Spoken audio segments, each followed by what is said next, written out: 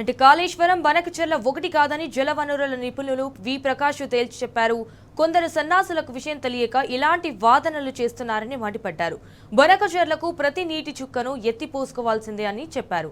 Banakacherla project నిర్మిస్తే ఉభయ గోదావరి జిల్లాల్లో తీవ్రంగా నష్టపోతాయని అన్నారు. అలైన్మెంట్ చూశారు కదా, కాళేశ్వరంతో ఒక్కసారి పోల్చినట్టయితే ఇక్కడ కూడా 9 పంపులే ఉంటాయి. మేడిగడ్డ దగ్గర నుంచి మొదలుపెట్టి బస్వాపూర్ వరకు, అంటే మల్లన్న సాగర్, కొండపోచమ్మ, బస్వాపూర్ వరకు 9 దశల్లోనే కాళేశ్వరంలో కూడా పంపులు ఉన్నాయి.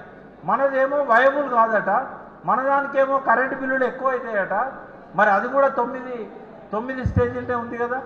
మరి మన దానికి కరెంటు బిల్లు ఎక్కువైనప్పుడు వాళ్ళ దానికి కరెంటు బిల్లు ఎక్కువ కాదా?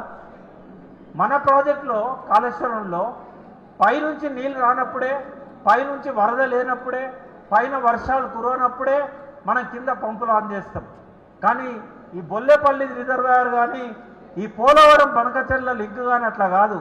వాళ్ళు పంటకాలం మొత్తానికి ప్రతి చుక్క నీటిని కూడా గోదావరి నుంచి ఎత్తిపోసుకోవాలి. అంటే 120 రోజులు పంటకాలం అనుకుంటే 120 రోజులు పంపులు ఆన్ చేయాలి.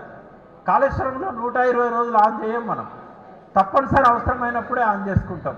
బాగా వర్షాలు పడుతున్నప్పుడు ఆనే చెయ్యం మనం. కానీ బనకచెర్ల మాత్రం ఎకరానికి ₹1,00,000 ఖర్చు అయినా పర్వాలేదు, మేము నీళ్ళని తీసుకుపోతామని చెప్పి చంద్రబాబు నాయుడు తయారయ్యాడు. అది వయబుల్ ప్రాజెక్టు కాదని ఆంధ్ర ఇంజనీర్లు ఎందుకు అడ్డుకుంటున్నారంటే, ఇంత ఖర్చు పెట్టి ప్రాజెక్టు కట్టొద్దు అని చెప్పి వాళ్ళు అడ్డుకుంటా ఉన్నారు.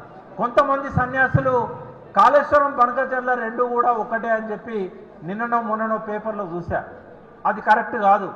కాళేశ్వరం అనేది మనకు ప్రాణధార, మనకు జీవధార. బనకచెర్ల అనేది తెలంగాణకు నష్టం, ఆంధ్రకు కూడా నష్టం. అది 2 ప్రాంతాలకు నష్టం. రెండవది, ఉభయ గోదావరి జిల్లా రైతాంగానికి పోలవరమే ఇవాళ ఏకైక దిక్కు. ఆ పోలవరంలోకి వచ్చే నీళ్ళన్నింటినీ రాత్రికి రాత్రి రాయలసీమకు మలుపుకపోతాడు చంద్రబాబు నాయుడు.